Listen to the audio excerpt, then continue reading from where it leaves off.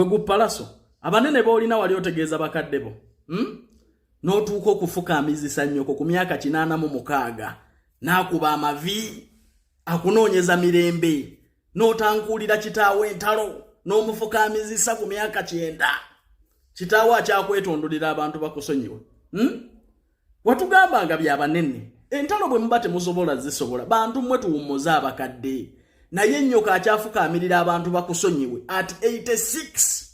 Imagine nyoka ali wummula dya kwenyumirizeemu nyoka ali wummula dya kwenyumirizeemu abeera ati peace nti omwana wange ensi agisobola. Kati ke twategedde nti abanene boolina weesiga nnyoko na kitaawo tugenda kukusabula paka kuwulira bubi kansooka empiseewo obulango bwa bakama bange.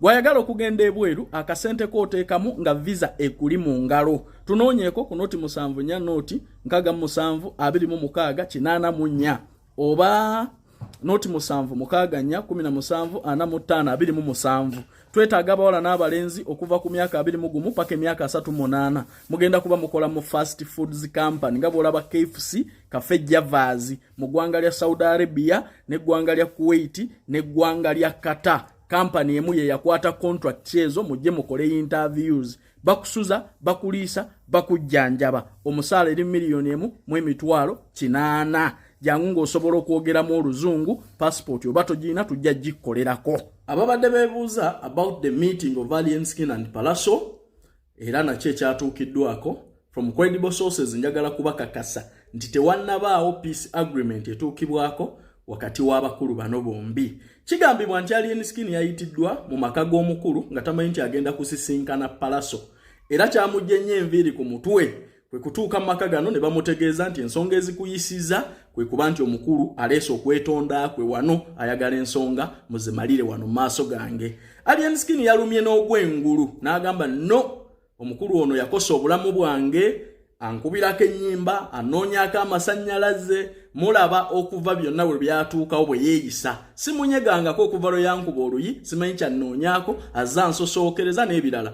Era Alien Skin n'asaba nti nze nsaba entalo zino ziddeyo gye zaatandikira ebintu bino tubimalire ku sitwiti bw'aba tasobola kumaliriza lutalo lwaki alutandika. So Palaso bagamba yafukamidde ne yeetonda ne yeenenya.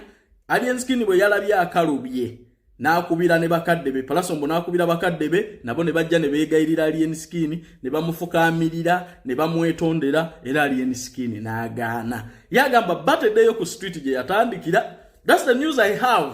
Now ekya Palaso kyokka okuddukira ewa Captain Mike Mukula kirekawo abanuupu kozo olutalo no mwali mwalu speya headinga era nga mulaga musajja wammwe akoze ekyamaanyi asasudde ebyokukyalira ekitebe kyammwe nga mulaga nti Palaso ye wammwe nnyo era mwamuwagiramu ababadde bamusudia.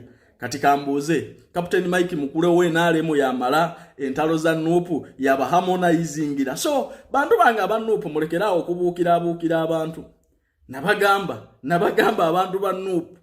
abantu banuupu muli serious kujagulanya atali serious kyovolaba nti mubuukira buli gwe mulaba asobola okukola ekyo kye mwetaaga. Kati Palaso tabayiyeeyo n'entalo nti beenaalemu be baagala okuzimala.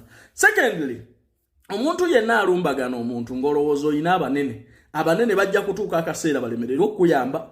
So bayinaawo abanene bakyagaanye okuyamba Palaso ayinvolovinze n'abazadde nabo bibalemye.